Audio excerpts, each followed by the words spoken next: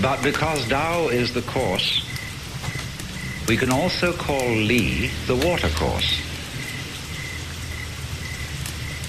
Because the patterns of Li are patterns of flowing water. And we see those patterns of flow memorialized, as it were, in sculpture, in the grain in wood, which is the flow of sap, in marble, in bones, in muscles. All these things are patterned according to the basic principles. That is the Fa, Dao Fa, the Tao's principle of flow. There is a book called Sensitive Chaos by Theodor Schwenk, with many, many photographs and studies of flow patterns. And there, in the patterns of flowing water, you will see all kinds of motifs from Chinese art,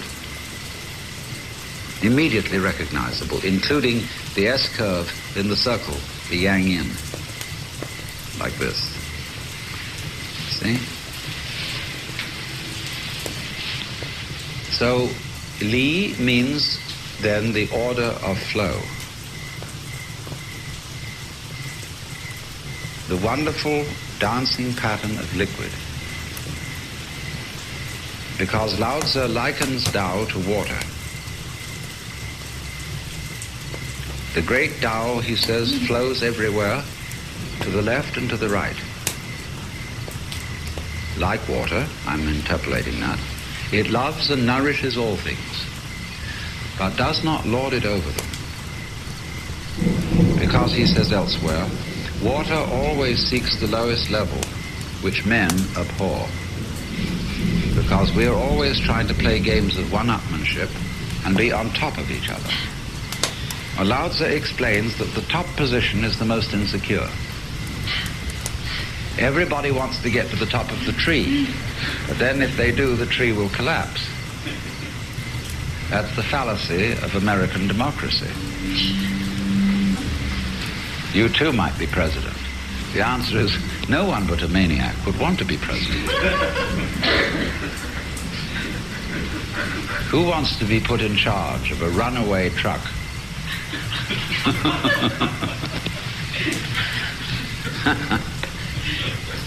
So, Lao Tzu says that the basic position is the most powerful. And this we can see at once in Judo or in Aikido, which are wrestling arts or self-defensive arts, where you always get underneath the opponent, and so he falls over you if he attacks you. The moment he moves to be aggressive, you go either lower than he is or in a smaller circle than he's moving. And you have spin, if you know Aikido. You're always spinning.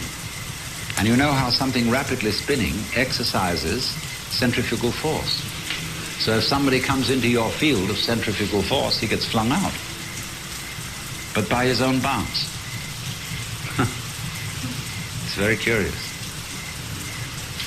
So therefore, the watercourse way is the way of Tao. Now, that seems to white Anglo-Saxon Protestants and to Irish Catholics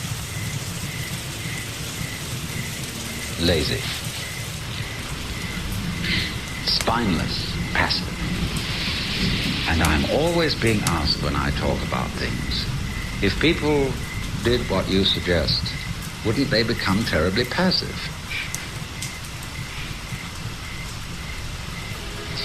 Well, from a superficial point of view, I would suggest that a certain amount of passivity would be an excellent corrective for our kind of culture.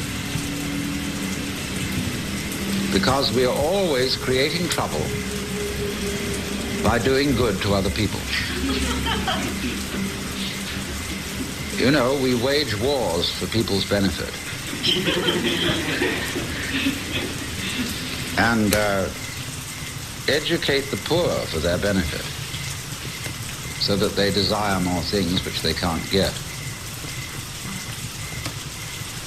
I mean, that sounds rather callous, but our rich people are not happy, whereas the poor people of Haiti are, to judge by the way they laugh. And we think we're sorry, really, not for the poor, but for ourselves. Guilty.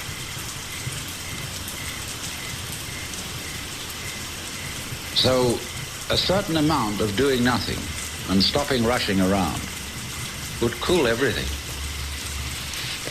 But also it must be remembered that passivity is the root of action. Where do you suppose you're going to get energy from? Just by being energetic?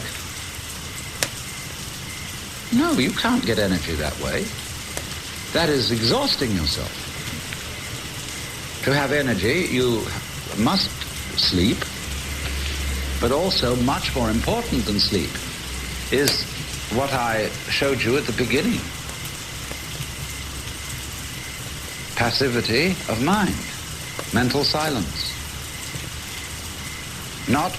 You can't, as I tried to explain, be passive as an exercise that's good for you. You can only get to that point by realizing there's nothing else you can do.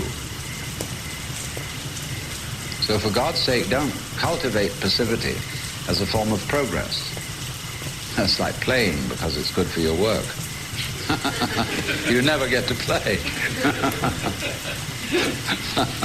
Tonight, at any rate, we've got to go through some theoretical material, so we're on a head trip. I don't know where the trip will end up. It depends on you.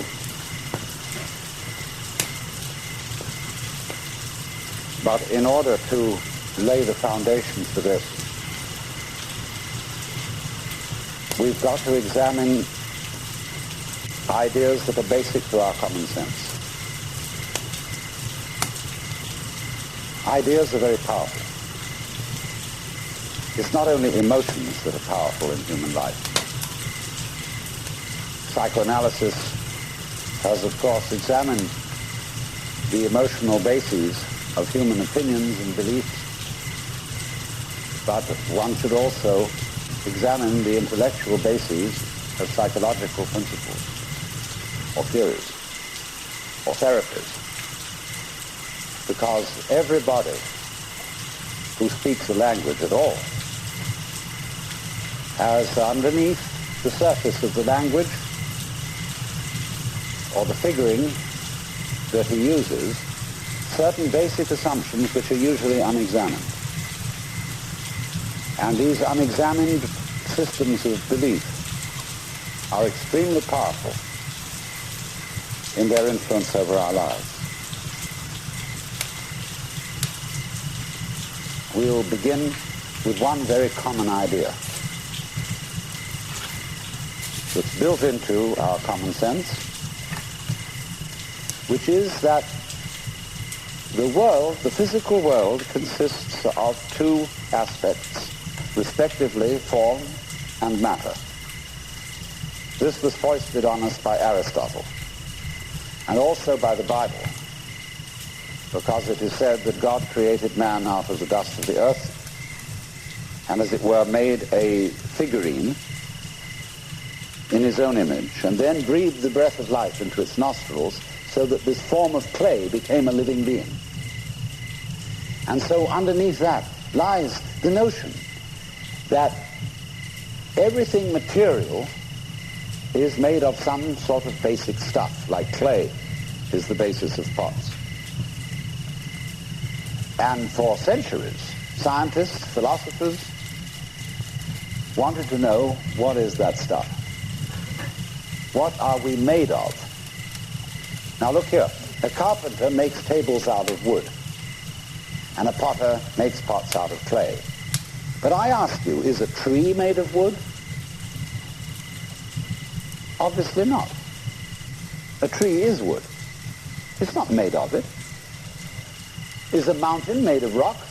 Obviously not. It is rock. See, our language contains innumerable ghosts.